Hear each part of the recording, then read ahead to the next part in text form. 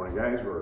Today we're in our Saxon Algebra 2 lesson 22. We're talking about uniform motion problems, and then we'll touch on similar triangles and proportions. But let's look at that uniform motion problem. So we've probably seen something like this before. As a matter of fact, I know we have in our algebra, where we have somebody or something that's moved a certain distance, and then another object that's moved that same distance, and then they have different rates, means they're going at different speeds, and they may have different times. But they both equal the same distance because they've gone, well, the same distance, and that's what our books are showing. So uniform motion problems are just that.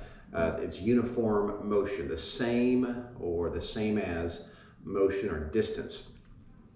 And so when you see those uniform motion problems, we're going to see kind of really how to work those real quick. If you look at 22.1, it says this: Roger made the trip on Sunday and Judy made the same trip on Monday. Roger traveled at 12 miles per hour, Judy traveled at 20 miles per hour. So her time was 2 hours less than Roger's time. How far did they travel? And being uniform motion problems and being what they have it set up here and showing us is that the distance of Roger is equal to the distance of Judy. And so they've gone the same distance, the same trip, the problem says. They made the same trip. And so that being the case, we know that the distance of Roger is equal to the distance of Judy because they made the same trip, same distance.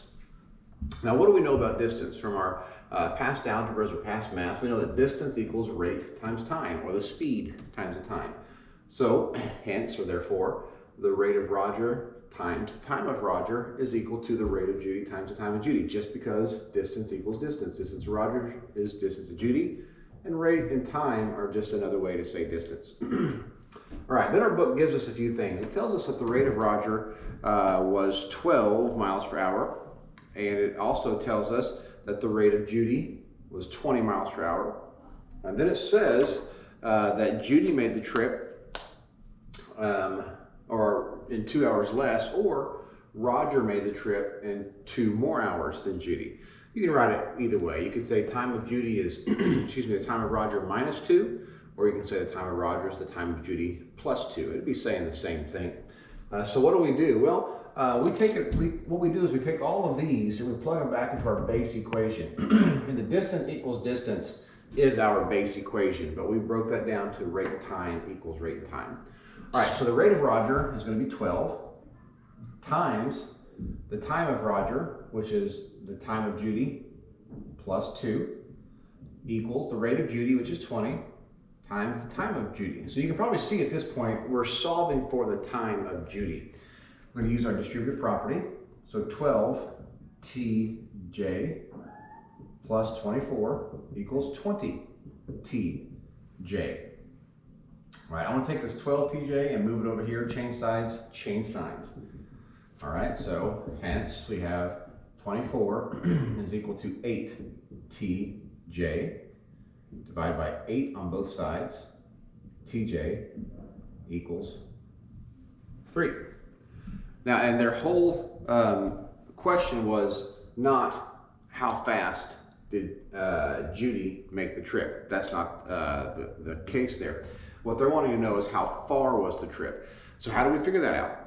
Well, if the time of Judy was 3, all we have to do to figure out distance is have rate times time. So 3 times whatever her rate was, which is 20, gives us the length of the trip, which is 60 miles. Look at 22.2, works the same way. Briar Rabbit hopped off toward the briar patch at 10 kilometers per hour at 10 a.m.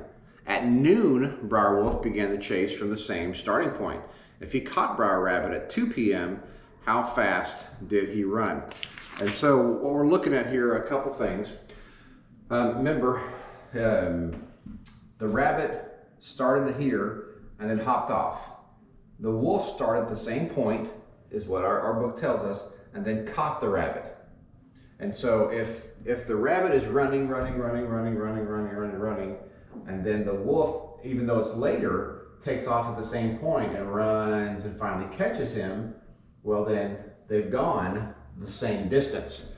And so again, it's a distance equals distance problem. Okay, so then it's a rate times time equals rate times time problem. So what do we know? What does the book give us? It gives us the rate of the rabbit, which is 10. Gives us the time of the rabbit, which is 4. Equals, well, it gives us the time of the wolf, which is 2. And then it gives us, we're to find the, the rate of the wolf. And just to double check, let me see exactly. Yes, we want to know how fast did the wolf run? Well, 10 times 4 is 40 equals 2, the rate of the wolf. To find the rate of the wolf, just divide by 2. So the rate of the wolf equals 20 kilometers per hour. Okay, and so again, basically set up the same way. If they're going the same distance, or it shows that, then just it's distance equals distance, and then that turns into rate times time equals rate times time, and then just use what they give you, and we'll be able to solve for that fairly easily.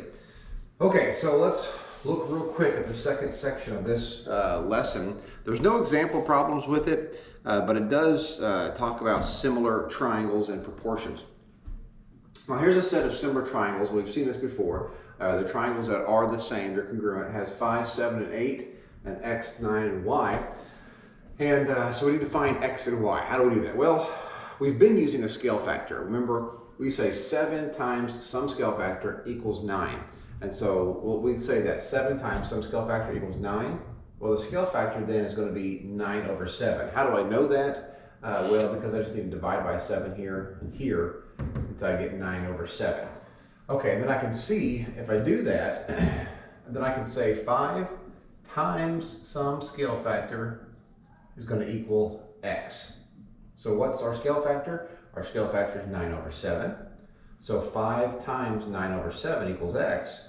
5 times 9 over 7 equals 45 over 7. So x would equal 45 over 7. Okay, now that's the way we've done it in the past. And that's okay to do it that way if you want to continue to do it that way. They're just kind of giving you a different way to see it and how proportions work. Okay, so I can say proportionally that 9 is to 7 what x is to 5. That's a proportion. They're ratioed because they're similar triangles. 9 is to 7 what x is to 5. And so if I have a proportion and I have a missing unit, a missing number, I can simply cross multiply. So I can say 9 times 5 is 45 is equal to 7x. And then to solve for x, I just divide by that coefficient that's there. X equals 45 over 7. You see I get that same number. Okay, let me show you even another way that it would work as well. Proportion, because they're similar triangles, they work the same way. I can say that the ratio of 9 to x, same triangle this time, is similar or is equal to the ratio of 7 to 5. And again, I have proportion. I can cross multiply. 9 times 5 is 45. X times 7 is 7x. Divide by 7 to get rid of that. And still I get 45 over 7. Similar triangles allow us to do that. And so, and I know these two ways may confuse you if you're going from 9 to 7 is equal to x to 5, or if you're just going 9 to x equals 7 to 5. But don't let that confuse you. The great thing about it is it works either way. And you'll get the same answer for any other way, any other time you do it, or any other letter. For instance, we say 9 is to y, going same triangle, what 7 is to 8. Okay, so 9 times 8 is 72 equals 7y. Divide by 7 on both sides. We get 72 over 7. Now let's do it this way. Let's say 9, I just did 9 to y, what 7 is to 8. Let's say, well, don't necessarily need to do it any other way. There's one more roundabout way, but we're gonna skip that right now, and we'll talk about it later with some more geometry. I don't want to confuse anymore. Maybe touching on some trigonometry. well, not trigonometry, we'd have to have a right triangle for that. But there is one more way to do it, but we'll talk about that later. So if you have any questions on these, feel free to comment, feel free to ask. If you don't understand, don't just leave it, let me know, and I'll be glad to explain some more. On your practice problems, you'll see another distance problem, and you'll see a problem with the similar triangles. The similar triangle that's in the practice problem is connected and twisted. And so don't forget that if it's twisted like that, you're going to have the outside is going to be similar to the outside. Two outsides are, but the bottom is going to be similar to the top, and this top is going to be similar to this bottom. So don't forget, because those triangles are twisted. Again, if you have any questions, let me know. I'll be glad to help you out.